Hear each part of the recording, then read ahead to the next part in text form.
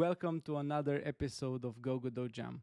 In this special episode, we broken a couple of milestones for GoGodotJam, and it's crazy how far we have gotten so far.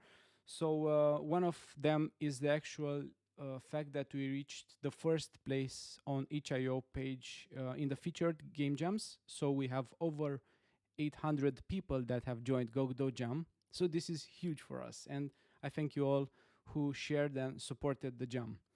The second one is that we reached the funding for Godot for over 1,000 US dollars. So that's also super cool milestone. Thank you all for supporting. By the way, the links down below if you are considering it. Also for t-shirts, I think the discount is still available in last Jade stream if you want 10% off. So if you want this nice t-shirt or the other one, no problem. I got you covered. You'll get a discount in last Jade stream, the one, the ceremonies, GoGodotJam ceremonies, something. Just check out the description there. Okay, in this episode, we have a special team that was one of the winners of GoGodotJam 1. And I want to put a small disclaimer here because we had 6 winners, right? So how did I pick them? So I didn't have like a special list in my head. I just went, okay, who is the 2D winner first? The first one, unfortunately, could not attend. And then the slime team accepted, and here we are with them. I appreciate all your projects. I appreciate all the winning projects as well. And I think you did all a good job. So yeah, you should know this. And it was not specifically their pick for a specific reason. But they have nice experiences, and I would love to share them with you and have a chat. And I prepared a list of questions, but you can also ask in the chat. So let's get going. Can you start like presenting yourselves? Okay, from left or right? Yeah, from left. Yeah, so the first one would be Bop Boy in this case. Okay. Hi, I'm Bob. Uh, I'm the main programmer in the team. And yeah, that's basically it. Yeah, and I am fan of EX. the main artist in the games. I do art, but I program too. I know JavaScript and I support the code too. Nice. And now, the bottom. I'm Hello, I'm Rod Billy. I'm a UI designer and usually do art as well. But my main work in this is UI design. Well, kind of doing programming and development.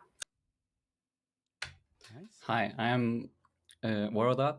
I'm usually in charge of project management, and I organize the team using tools like Hack and Plan and stuff like that to make sure everyone's working together correctly and making progress and not getting stuck on dumb stuff.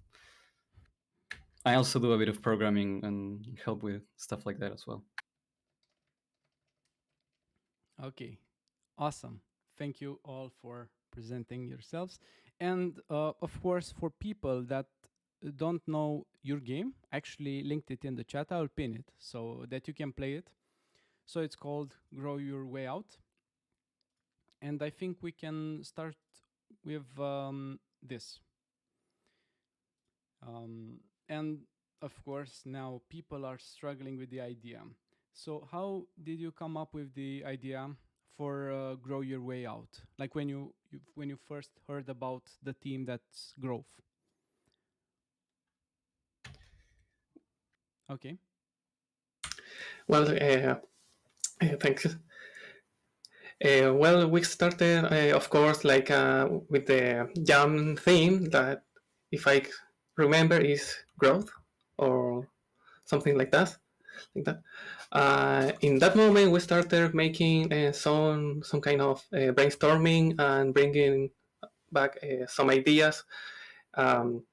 Also, we use some kind of platform like Jamboards, but a bit better is called FigJam, because I'm a UI designer, I bring the idea to use Figma and all the tools that it has to to ideate, and it's a great tool, I think.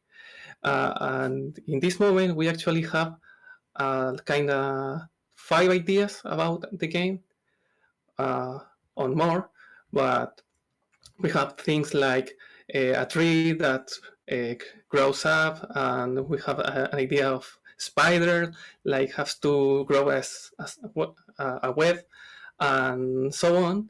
But the idea of grow your way out is the more consistent, and because gameplay wise, we think this is the most interesting and simple, of course, for a game jam. Um, we started thinking in the first place that this is has to be a platformer and puzzle game, but the idea of puzzle changed over the time in something like more infinite runner, in this case infinite grower. Okay. Yeah, it's the idea. I think it's super nice, and yeah, you mentioned some nice tools there. So if anybody's interested, you should check them out. Did you all take part in the idea designing, or just one or two people?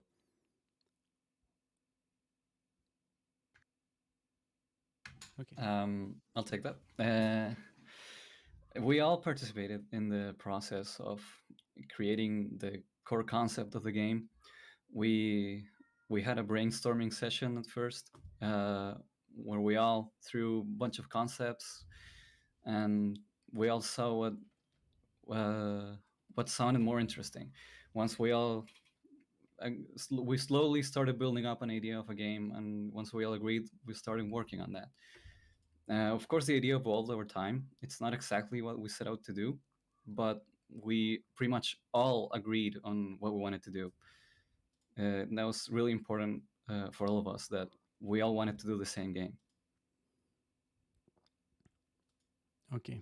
Yeah. So I think this is a tough thing to say. Like in a lot of teams and a lot of game jam teams, I heard like they group up, and at some point they don't approve of like what the direction of the game that's going or something, and they disband. So seeing 4 people come together, approve on idea, and finish the project with it, it's super great to see. Um, did anyone of you had like something against like what the decisions, or how did you dealt with complaints like from one another? I answered that. So when we were still planning the game, like 3 hours of the jam, we had a lot of discussions about if we wanted to make a puzzle game or like a game where the player can do anything they want with the mechanics. And we were like that for like the 3 hours for the first day, and after like a lot of time went by, we decided that maybe we won't be able to agree on one idea. Maybe we just have to get on with it. Like, it's good enough for all of us. So for this game, the point that we reached was like we want the game to make the player do whatever they want with the mechanic. So that's how we came from the puzzle game. That we had a problem with, we didn't want to make too strict rules. For example, if it was a puzzle game, maybe you have to like, I don't know, limit the tree growing like, I don't know, 3 times, for example. Because if it was infinite, make the tree grow however you want, the puzzle will broke. So we didn't want that. And by that line of thought, we came to the infinite growing arcade game. Okay. Yeah, and it's super nice, but it's also very hard, as someone was saying in the chat. Yeah, Michael, the game is fun but hard. Yeah, initially I thought, it's so easy, I can do it, and then the fire thing comes to me and burns my stuff, and I was like, no. Where you like you create like this like you get yourself stuck like if that kind of like a structure, like you build it on top of you, and then you're like, I'm stupid. It's like, yeah, yeah, yeah. It's so nice game. And how? So you said initially what everyone's role was, but what was your contribution in this game in particular? So what did everyone do? We'll take it also from top to bottom, left to right, as Okay, okay. usual. Yeah. I, as the lead programmer, made the whole mechanic of the plants. All the plants are programmed me, and the like the whole structure and bug fixing. We had a lot of bugs near the end, specifically with the fire. We can get into that later, maybe if you want to know. But yeah, that was me. Okay. I made most of the art, especially the player and its animations, and the main menu, the illustration that is there. I made it, and I helped book fixing too with the placing of the bashes. I think was something I did, and I made them to the itch.io page. That's that's one of my favorite things to do in games. Nice, nice. Well, I remember what I do. So what I don't remember so much, but as far as I know, I do the UI elements of the game, and well, I do all the menus and pop-ups and pause menu, UI elements, and of course do some kind of programming of some loading system and audio control and the blocking and the moving of the platform. Also, I do this and some shaders. Well, with Frano, um, it's very interesting making shaders. Uh, in my case, I love doing that stuff. That thing, and some environment things like particles and visual effects, this kind of stuff. Nice. Yeah, well, and like I said, I helped organize the team. I also made some assets. I tended to work more on what was lacking. So, for example, I noticed that the enemy, the fire wisp thing that falls from the sky, it died and it didn't have any sort of feedback that it died. It just disappeared. So, for example, I started working on some particle effects using different software. Because I'm not a very good artist, but I know how to use my tools. So I help with stuff like that, like the particle effects of the splashing water or the enemy that dies, that explodes in a bunch of smoke. I also made some sounds because none of us are really good with sound. So I I took it upon myself to make some. So yeah, I basically organized the team, made sure everyone was following a schedule. And once that was done and there was nothing left to do, I started helping others with the stuff that was missing.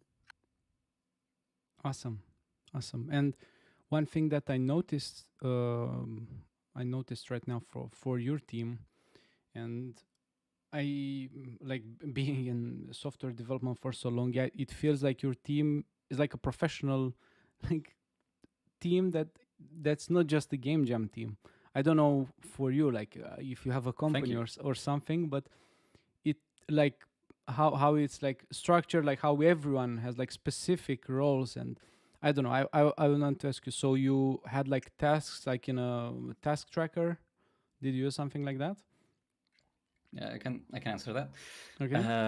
Yeah, we use a tool called Hack and Plan. I'm not sure Okay. if the people are aware of what that is, but it's basically a task tracker, a Kanban board, where you set up the stuff that you want to do, like implement animations and create the movement for the player and stuff like that. And basically, we at the start of the week, or at the start, in this case, of the start of a predefined period of time. In this case, it was like 2 days, every 2 days. We tended to get together.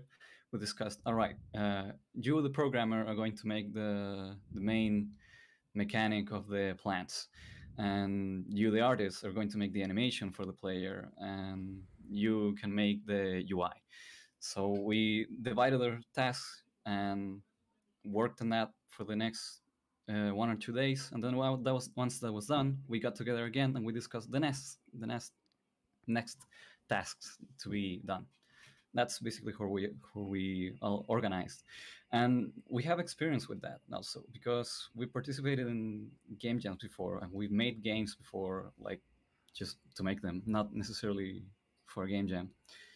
We're not very experienced as a team. We haven't made that many games, but we all have our different experience making our own games on our own free time, either on different game jams on our own, or just uh, for whatever, like a class or something that allowed us to make a game.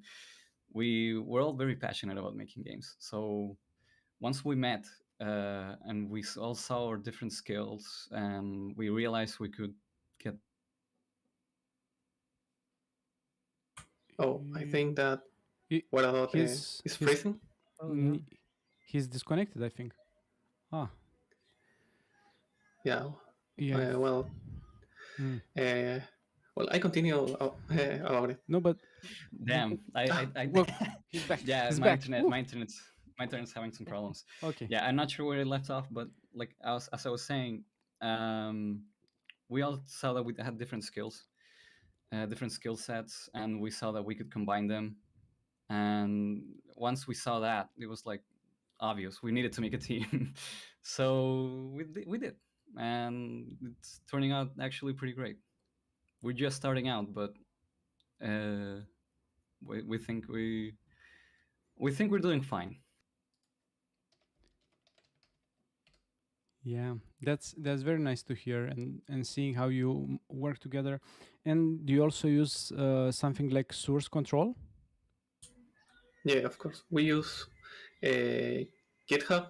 Uh, uh, of course, anyone in the team knows source control, including me. That I have to say that I'm not from software developer, and it's kind of hard to understand what is source control and why we need them at the first place, because uh, I study design, so it's completely different approach to collaborate work. So at the start, we think, source control is kind of like a magical thing that's work.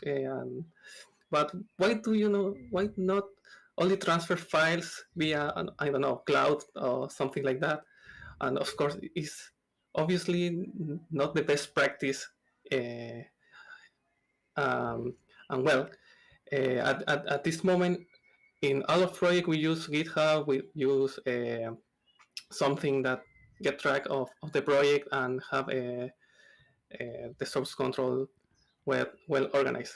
And actually, ultimately, in our uh, ultimate projects, we use the tracking system that GitHub has provided us as the issue system and the Kanban board in it. It's good, but I think Hack and Plan maybe do better things in other kind of projects, but we are testing it. So, but yes, in all projects we use GitHub. Okay, so you won't have the issue of someone like breaking their hard drive for any reason. Is like, oh, our project is gone. We have to start from scratch. Because yeah, this is a common story in game development. That yeah, my laptop broke or my PC broke and my project is gone. But yeah, use source control for everyone watching this. But in a team, I think it's. I mean, you cannot work in a team if you don't use source control. So It's more or less mandatory. Of course, yeah, you can use Dropbox and stuff like this, but it will get messy fast. So yeah, let's go. So Igor asks, did you know each other before the jam or build a team randomly? And we knew each other before the before yes before Before the the jam. before the jam. We met in a Discord server that was a college initiative about making video games, and there, Godot, Rod Billy and I made a jam game about the slime in Unity for a game jam of a mashup game jam YouTuber, and then the team was formed right there. I see. And next year, in 2021, in January or February, there was Gotham Game Jam number 2, and in that game jam, we added Boop as the programmer and made a game jam a jam game there, and that's how we met, and and what we made we made yes. Yeah, and how many game jams have you participated in this format, in this team? I'll take that. On this team, we've only participated in 3, I think. Yeah, can you confirm? Yeah, if my memory serves. Yeah, but only 2 because we've, like he said, we only started as a 3-man team, and we started to realize we needed a programmer because none of us are. We all can code, but we're not specialized in it. So we started to have some problems when it came to more complicated stuff. We started looking for someone, and he appeared like a miracle. It was just the guy we needed, and he was really nice. We really got along really well. So it's like, okay, you're in. get in the team. Okay, sounds nice. Yeah, so basically you participated in GoGodotJam 1 and in another one, and now you're participating in the second GoGodotJam, as I've heard, right? Or We're still talking about it. okay, yeah, because Kind of the jam busy. started. Yeah, no. College is a bit time consuming, so we're still discussing it, but we still love the opportunity. We really like making games with each other. This time we have prizes. Yeah. Yeah, But but in the Gotham Jam too, we actually won around $40 with the game because nice. we Oh yeah, we won forgot to mention like we two got first categories. place, right? Yeah, I think. Yeah, nice. Yeah, it's I don't know how was it back then, but now they have like evenly distributed the amount of money they pay for each category. So you could have one like in one category, or maybe in more categories. I don't know. Yeah, it's $25 per category or 20. I don't know exactly. So they changed it a little. But I think yeah, if you want into categories, you probably get like more. I don't know. It's Yeah, we won more than one category. That's why we makes won more. sense, yeah. For GoGodotJam is first, second, and third place. So those are getting not the category winners. itch.io does provide that as well, but we'll just take the absolute winners, so to say. Nice, and of course we can take this from 2 different angles now, and I'm curious, how did each one of you learn their skills that they have right now? And of course this can be a long story, so I want you to like just point out the big stuff, like I did this course, or I did this university, or how did you obtain the skills that you have? So let's go left to right again. Yeah, exactly. Yeah. So for me, I'm the programmer. So I actually study computer science and engineering. So that's where my skills come from. And I started with Unity, but I didn't like it that much. And when I got to know these guys, uh, uh, they brought me with Godot. They were programming Godot, so I tried it out, and it was really easy to learn, and I felt really good trying out. So yeah, that's how I came about with my skills. It was mostly college, but also trying out Godot. Okay. Yeah, and as of art skills, well, I've been drawing all my life since I have memory, so that's a skill that I naturally develop. And as programming skills, well, that I started learning programming when I was making games in Game Maker. I started with using Game Maker in like 7 years ago or so, and from that I kept learning about programming and using different engines, and so that's what my programming skills come from. Nice. Yeah, it feels like, yeah, to get your skills you have to to, yeah, do a lot of work. Yeah, Okay. it's a long Yeah. journey. Yeah, long journey. Okay. Next. Well, I'm started from the college, of course. I'm a at this time I am a product design engineering, but I'm still working in the game industry. But I started in a design kind of area, but fairly at this time changed to UI design and UI and UX experience because I think this is a great choice, a great opportunity. And well, in this college club, we started using Unity, but I didn't get it. So in the frustration, I get to know this engine called Godot, and it's open source. And wow, open source is like Blender but for games. And my mind blows up. I think, why do not try to make game on this? And the experience was very grateful. I think because in the user experience stuff is really kind of I feel like I can do things and it's very easy for artists or designers like me. So I think this is bringing me to God. Nice. And last. In my case, well, um, I also have skills from college. I'm actually studying, just like Frano, I'm studying game design at an institute, and they teach me a lot of stuff there.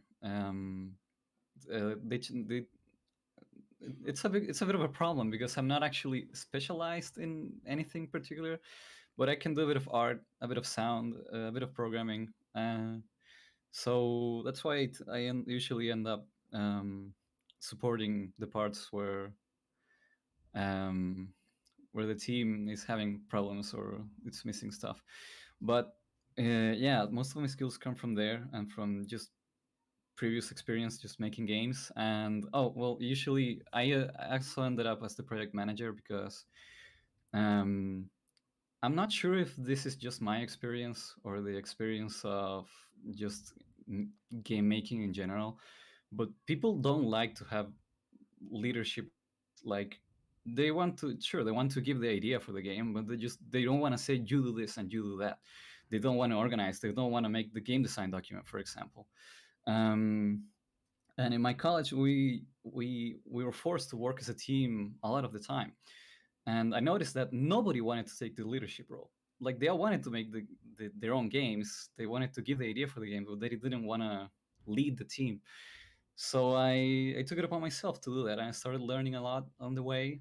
I learned about hack and plan and stuff like that, and agile development, and different strategies for managing projects and stuff like that. And that's basically how I ended up like this. Yeah, it's like super important skill, because if while it might work if you have a 1 or 2 person team, you have more people, then you definitely need a structure, and without a structure the whole thing just crumbles down.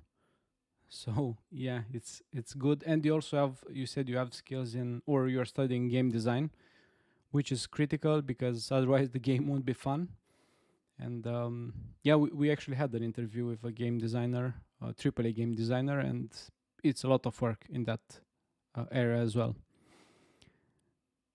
It's more difficult than it sounds.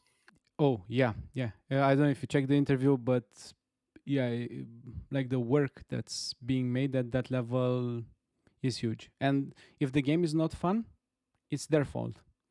So yeah, it's a lot on their shoulders, so to say, because otherwise they'll take the blame. And yeah, people think that the game is just, oh, I just put like character movement, enemies, and stuff like this, and boom, it just works. But yeah, every small challenge, like even jumping from one side to another, if it's made right or wrong, if it's too easy or too hard, if it's not properly balanced, then the game doesn't provide a great challenge for the person.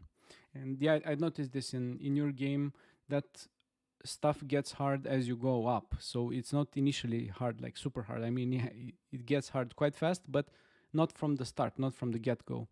And this is a game design decision. I don't know if you took it or somebody else from your team, but yeah, I'm not it's a good sure one. who had the original idea, but we all agreed that the game needed to be like that in order to to keep the player engaged. Because if it's just the same difficulty throughout the whole game, it becomes boring real fast. And if it's difficult like right away, it's just frustrating and you don't want to play anymore. We did have problems balancing the game. The game is a bit unbalanced. It gets a bit too hard too fast. That's simply because we needed more testing. We just ran out of time, and that's it. But we still think it's still I still think we reach a good point there. Yeah, yeah, it's a good point. It's kind of little hard, so might worked on some tweaks, but it's good, and people loved it. We have a question from Miroslav Mali. What was the worst or the least enjoying part of making the game? And yeah, if you have multiple answers, then pick your turn and speak. I'll take it first, just Okay. because I'm gonna say that we probably had different difficult or not enjoyable things. I know I had moments I wasn't enjoying it, but I'm pretty sure they're not the same for the others. So we could take turns, like always. I think that the bug fixing part on when the game is not running well in the platform and not, anyone works is, I think, the worst part, because not for solving the problem when it exists, but the wheel doesn't work and anything, you didn't know where is the problem, but because the tension and the incapacity of doing something, I think this is the worst part. I mean, someone calls the integration hell is the term that the the technical term of this, but it's really it's really a thing. It's really a hell. Yeah, nice. Who Well, wants to go? I think if I'm more specific, I think that the worst part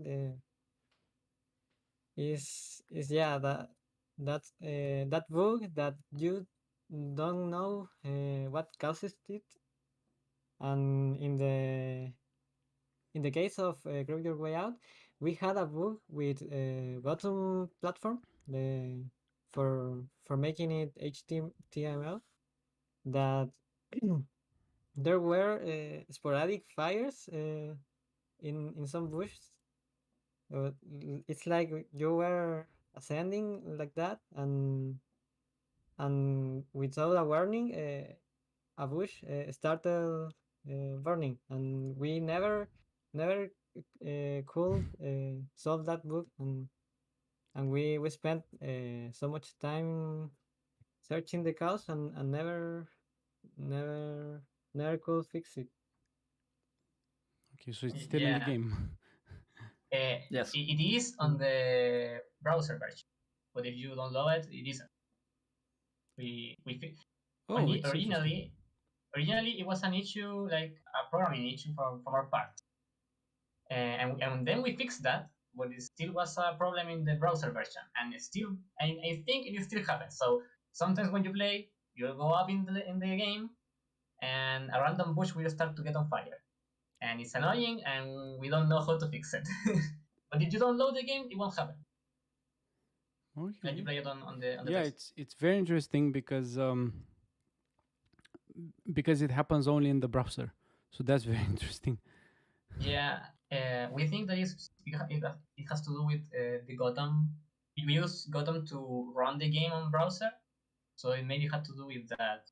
And besides, running games on browser is always different than on desktop. Like sound gets crackling, maybe some bugs appear, things like that.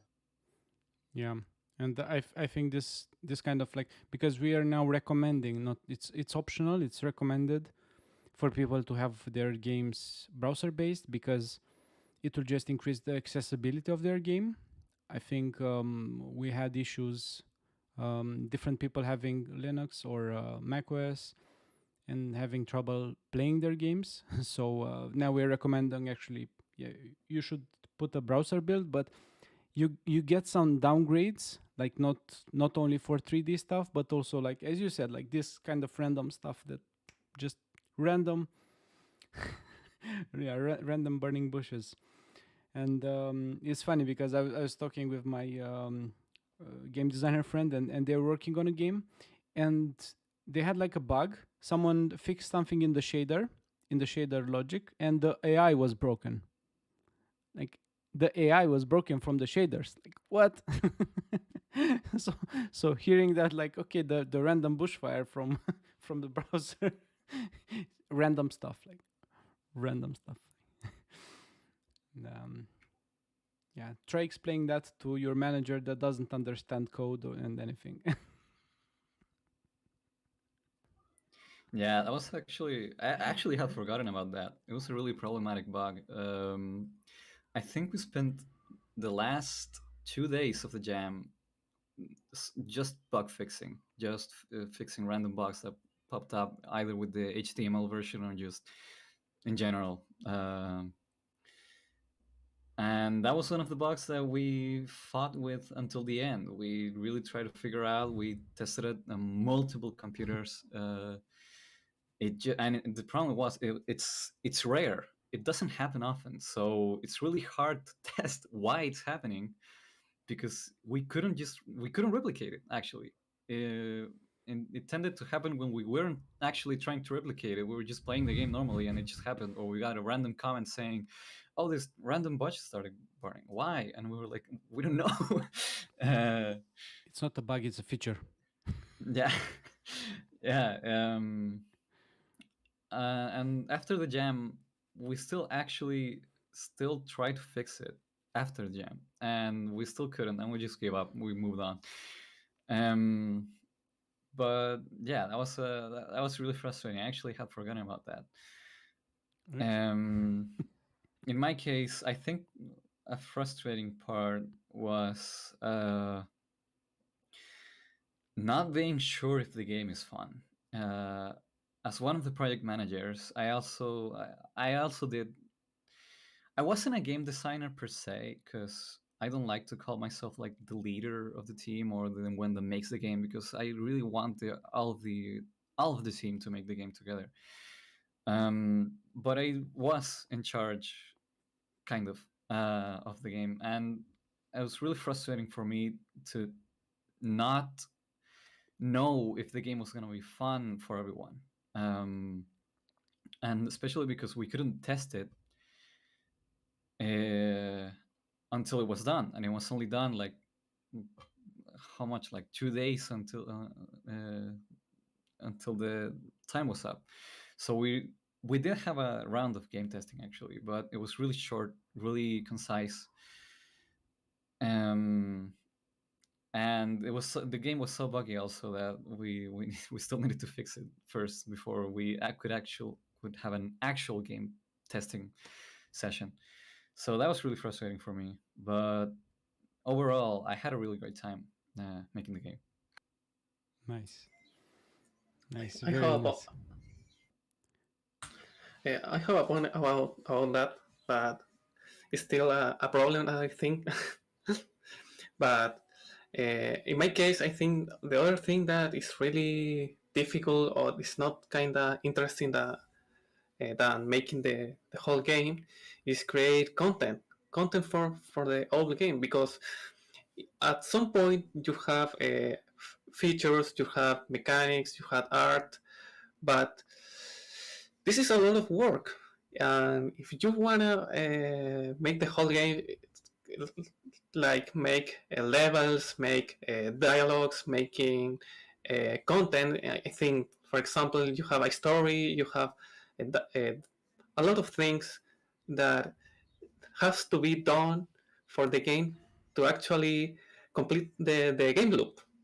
So in our cases, because it's a procedural game kind and stuff, we don't have to make all the content. But in other cases, if you wanna make a game like levels of procedural or with animation transitions, like how is called when we have a video like stuff in your game?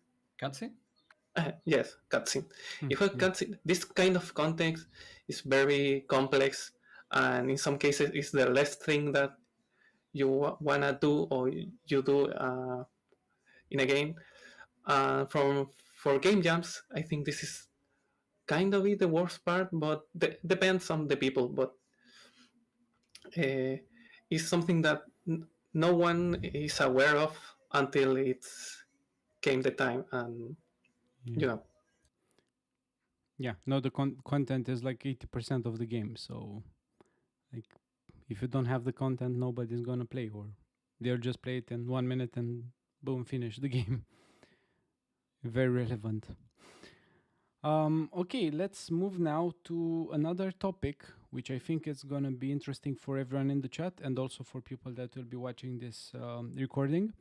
So, what advice do you have that it will increase your chances to win a game jam? Can I take this? Yes. Or I'd like to start. Okay. just Anyone can to- start. Well, first of all, this tip I think is applies more to lengthy game jams, more to game jams like 48 hours, 72 hours, like that. Because I think the most important thing to make the people play the game is to make it sorry about that. to make that ¿cómo se dice llamativo en inglés? Like what? Sorry. That's actually a good question. It doesn't exist in English. Striking. Yeah, Yeah, striking, like it gets your attention. Yeah, that. like Aha. that. Like Ah, it has clickbait. to get the attention of the people in Go Your Way Out. Roth Billy made a GIF thumbnail that when you hover the mouse in the thumbnail, it will reproduce the gameplay of the game, and I think that it's a little detail, but it's really good. And the page, we put a lot of effort on making the page pretty to the for gaining attention.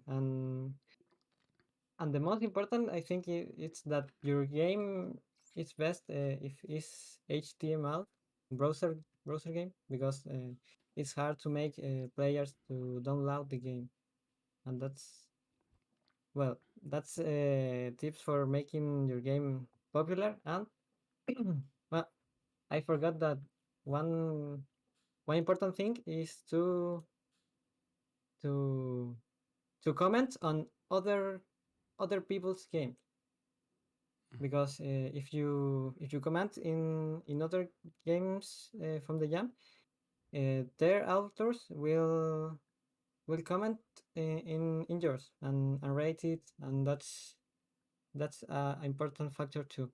To yes.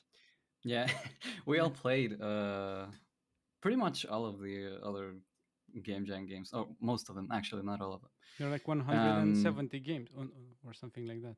No, Yeah, no, we didn't play all of them, but at least I played a lot of them, and I know my team they also played a lot of them, and we all commented on all of them because we wanted them to know also that we appreciated their game, and we wanted to give feedback too.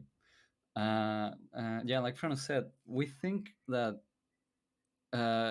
we actually, like I said, we all participated in game jams before, even on our own without a team, and we tend to do pretty good. We don't always win, of course, but we usually do pretty good. And we all have said that pretty much our most common strategy is to make it look good, like make the game look really good and make the game in such a way that when people see it, when people see the thumbnail of your game and the name on the description or whatever, all of those things, they want to click it. And when you do that, you have more people playing your game and you have more ratings. And it's also, well, because it's a two-part strategy too, because um, it actually doesn't come from our own. We didn't invent it. It's from, we actually took that uh, from other game developers that work on mobile, and they say that one of the most important things is to actually get players to play your game, not actually to have the game be fun. It's not. It's just as important to get people to play the game, to make it look um, uh, like you really want to play it once you see it.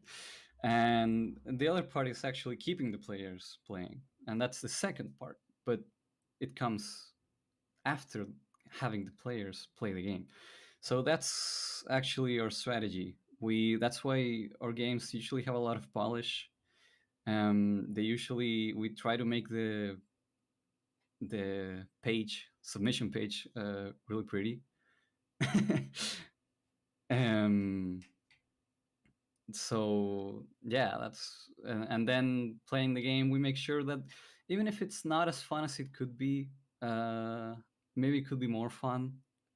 We still try to polish the game and make it satisfying. That's actually one of the things that we also try to keep the player engaged, to make it satisfying, to make the all the actions the player has to give feedback. So in this case, the player shoots and it makes a sound, throws an object, and the object, once it collides, it also makes a sound, and it throws particles everywhere. And when you kill the enemy, it makes a satisfying crunchy sound, and it also throws particles everywhere.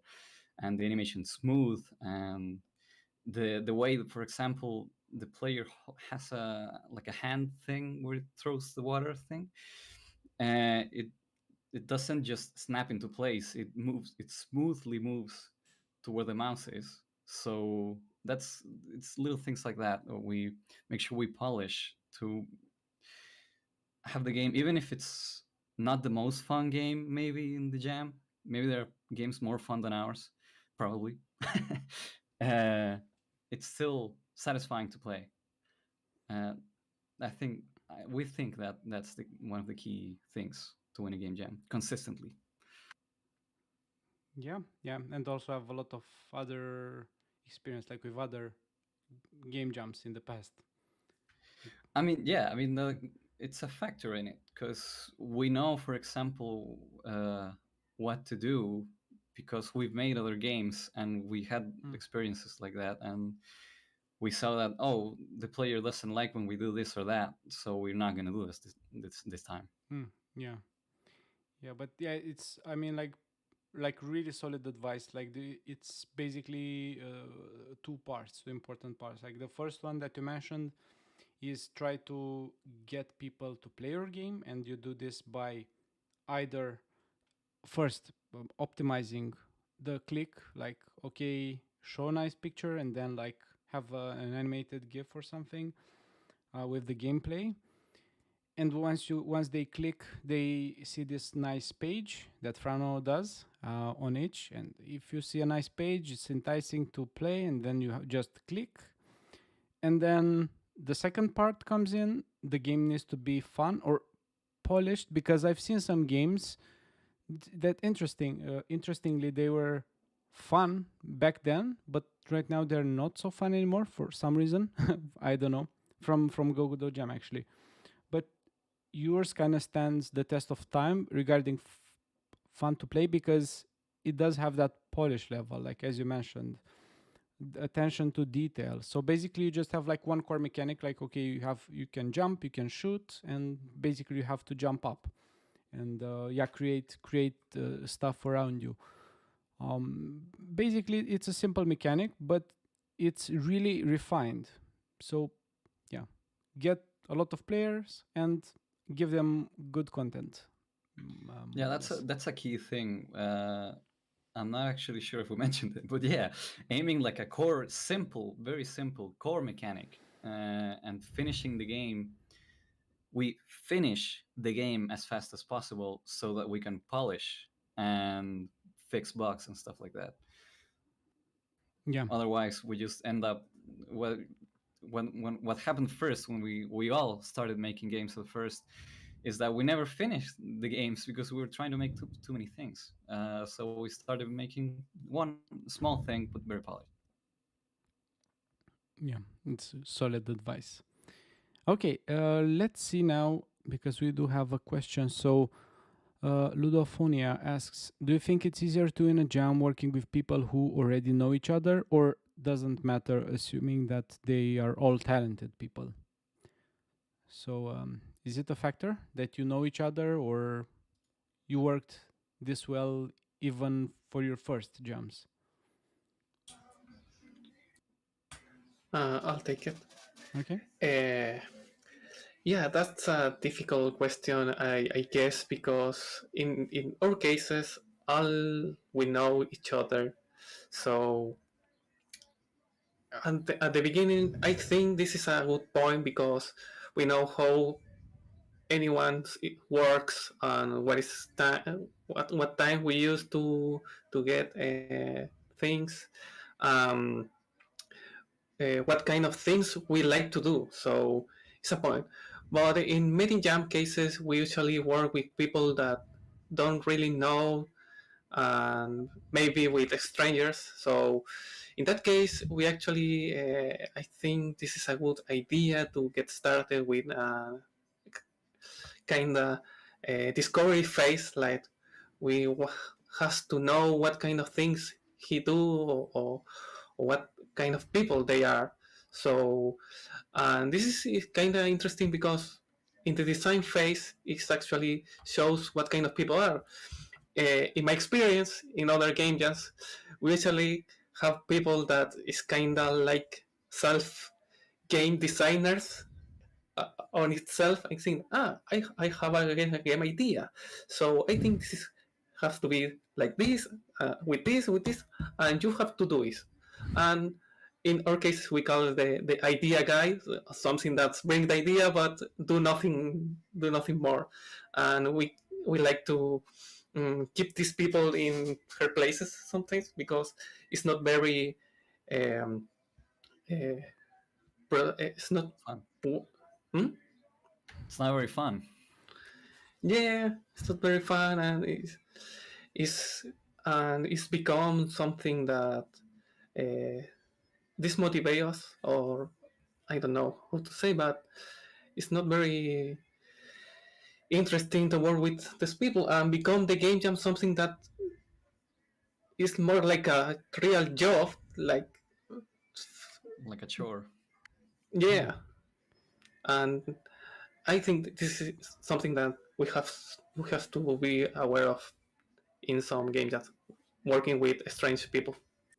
Yeah, and yeah, also sometimes it just might not be a good fit. Like they might be good people, they might be talented people, experienced people, but yeah, it might be a not personal fit.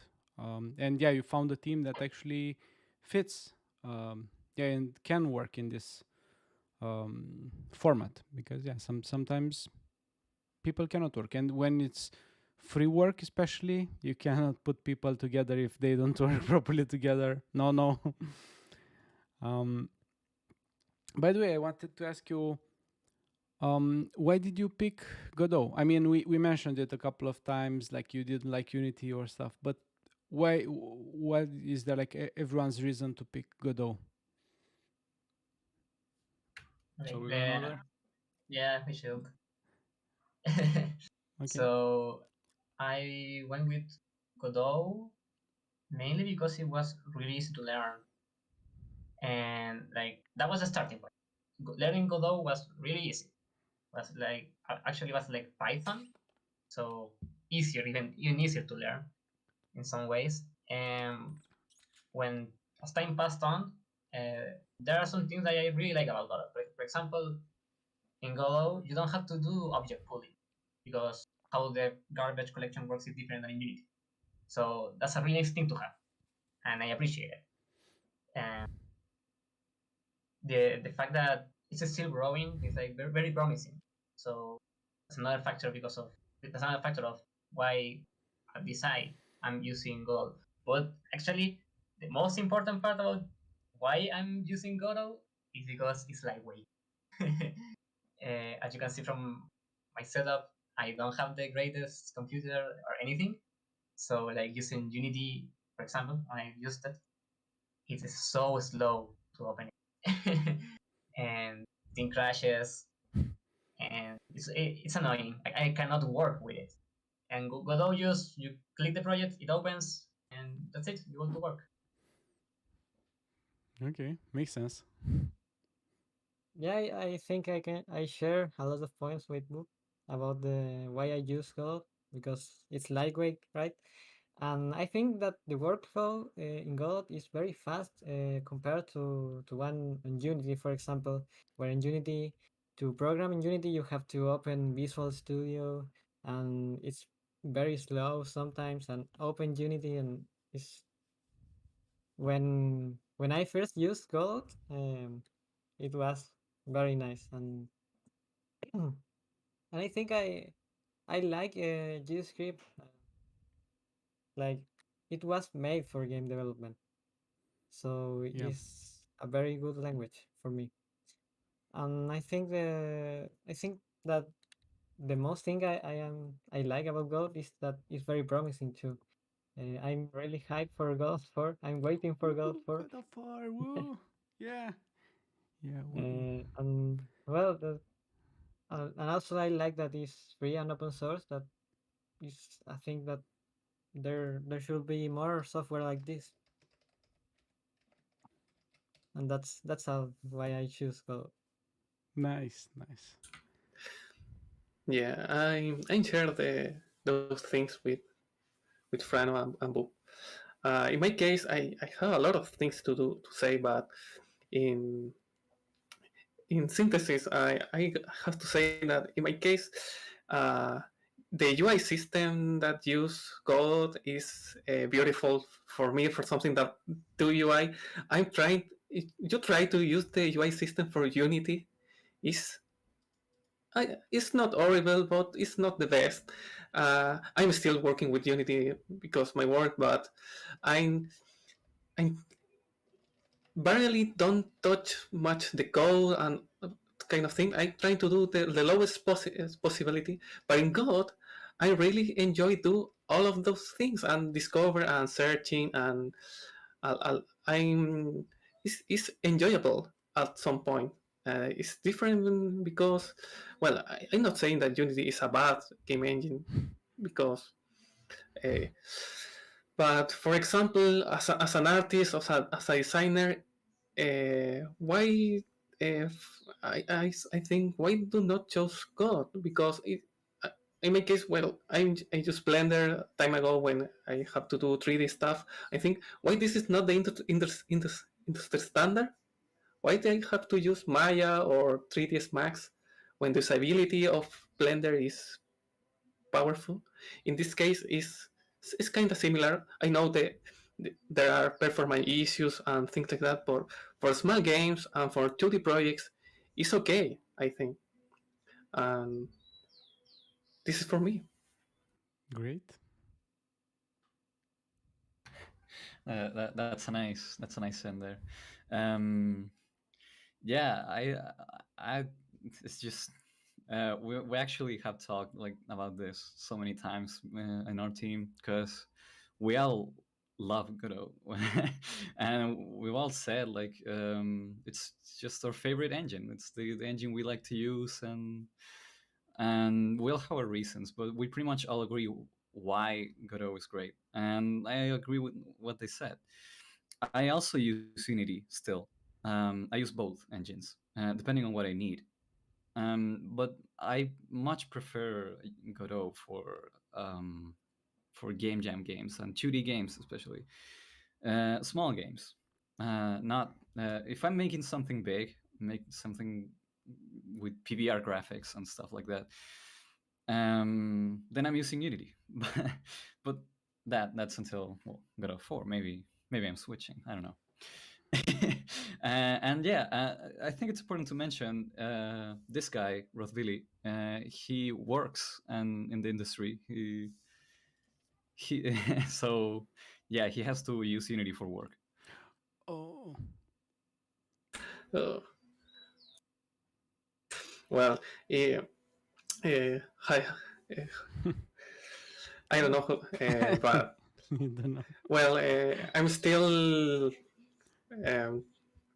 Well, in most cases, I do all my work in Blender and importing to Unity, and the programmers do his stuff. But uh, well, when it's time to do things with Godot, is more enjoyable than Unity. So, ultimately, I have the opportunity to work with Unreal Engine, and I think the PBR 3D stuff in Unreal has some things that works better than Unity in some cases, but I think my choice, if I have a choice, I will use Unreal for 3D PBR ultra graphic stuff until God 4, I guess. But for the rest of things, I choose God, of course. Yeah. And for 3D, like AAA stuff, like probably Unreal is the best choice.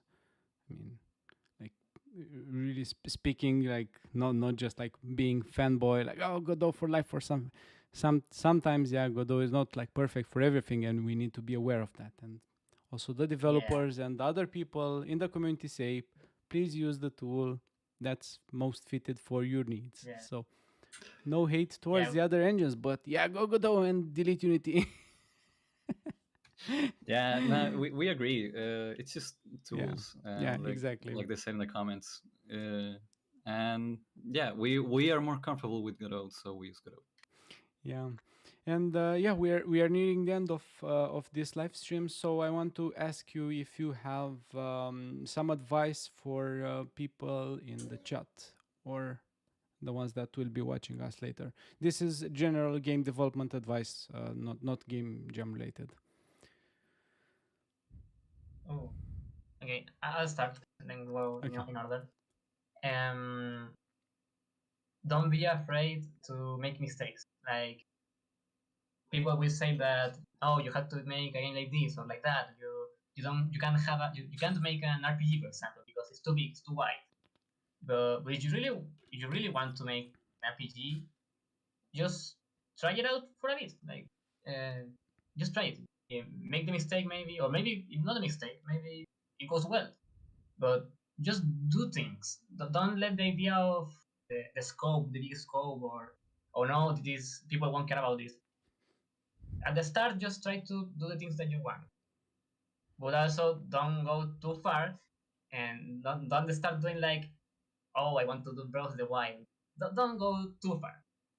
Just try to do what you want, but checked. Okay. Yeah, and my tip is related to that, and is that the documentation is very important, and the explanation of the idea. I remember that we took like in the past game jams, we took like 1 or 2 days just to discuss the idea uh, bef- before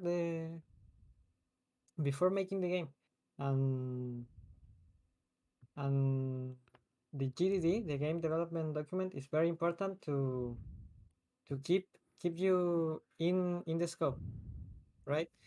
Uh, because you write in it all the features that your game will have. That makes you less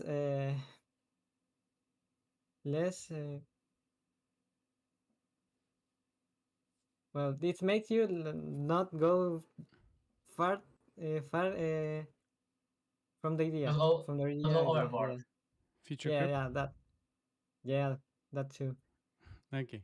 Yeah, entonces,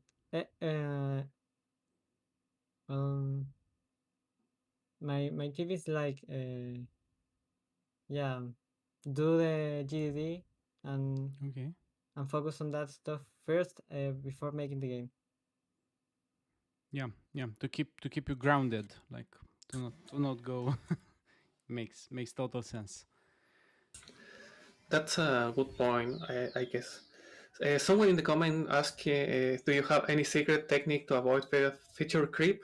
And the thing that Frano says is a very important point about it, because have a GDD or game design document at first pointing all the features and elements and ideas and art, things that do you have to have in your game is fairly important early. So it's not. It doesn't have to be a boring document, a Word document that have a lot of things. If you have a board or you have your own format to display all the information about your game and the features you have, uh, it's up to you. So, but it's important to have this information for all the team. Of course, if you work with a lot of people thinking about well, or four or more, it's a very is critical. I have to say. So, other things about the other question is it's important to make games or starting in the game development, trying new things or trying new tools, and don't be afraid to try new technologies, because in 3 years or more, maybe these tools is don't gonna exist, or maybe exist something that is better, or something that I don't know. Maybe it's has exists an engine called, I don't know, something whatever engine, and it's the better engine that no anyone was created. So the flexibility of the people that work in the industry uh, has to be a key feature. So uh, every year you have to start learning new things and learning new technologies. So this is the area we are in. We are so. In my case, I think the flexibility and knowing that technology is growing faster than our knowledge is a key feature, a key element. Yeah. Nice. Yeah, the final thing to add to that is I think the key part, the reason why we usually recommend game design document for stuff like that it's not necessarily to just make a document. It helps you ground the game from this idea you have in your head, this random cloud of ideas, and your imagination. The game you're trying to make is the best thing ever, and it has all these features that you don't even realize that you're gonna have to implement later.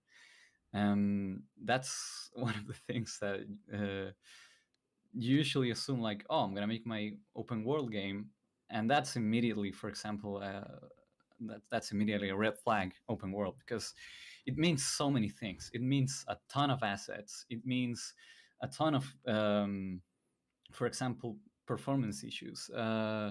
Depends on what you want to make, of course, but one of the things that the game design document helps with is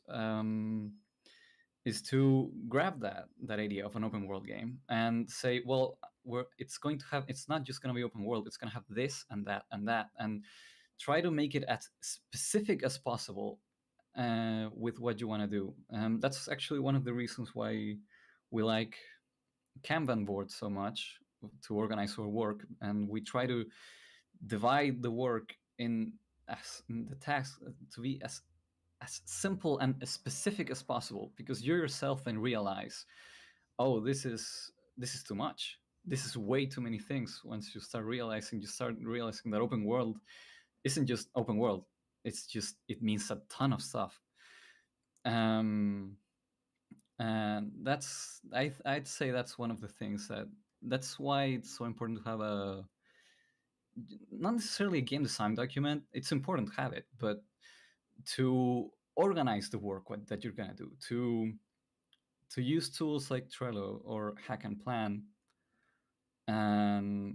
or anything, just a Kanban board, even a freaking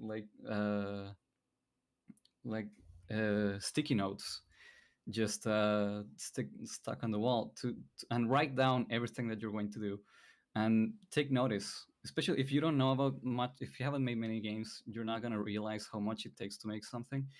So you're not going to have any idea about that. But if you start making the game and you start taking notes of how many hours it takes, for example, to just complete one of these, and then you realize that you have 100 of them, and that's when you're going to realize that this isn't going to work and you need to start cutting down on features. Yeah, that's what I have to say about that. Awesome. Oh, nice. Yeah. I saw a small piece of design stuff. Yeah. Very, very good advice. And yeah, it stuttered a second. So yeah, very good advice. And for people that are here, yeah, game development, while initially you pick it up, it might feel easy, or it might feel like the engine is just like, yeah, you just put a couple of assets in and boom, you have a game. But to actually make a game fun and polish it and make sure that you also have like the UI, the menus and sounds and special effects and all the other stuff that is needed for a game, that is like taking so much time, but it's definitely worth the effort. I mean, it will create something special if you put in the time. And yeah, it's easier with a team, as you can see. I don't know about the others, but I think the other winners mostly have had teams or a lot of previous experience. So those are kind of prerequisites in making higher chances to win a game jam. So yeah, that's it with the questions for you. I want to thank you all. So in this order, thank you, Boop, thank you, Frano, Rodbilly, and Wardot. Yeah, thank you all for accepting this invitation for interview and answering the questions and telling people your secrets. And yeah, It was our pleasure. That's it. And yeah, wait a second until I do the outro, and then I come back to you in just a second. So bye. Thank you. Bye. Okay, I'll switch the camera now. Okay, everyone. So this is it for today. We had a rough start with the sound stuff, but in the end, it turned out to be great. I hope you got some great advice, because there is great advice. So if you haven't got it, then you should check the replay. And see you in the next one. Don't forget, if you do have the means and if you're getting value from this event, go to the fundraiser and consider donating. I'm Adrian, your host, and see you soon. Bye.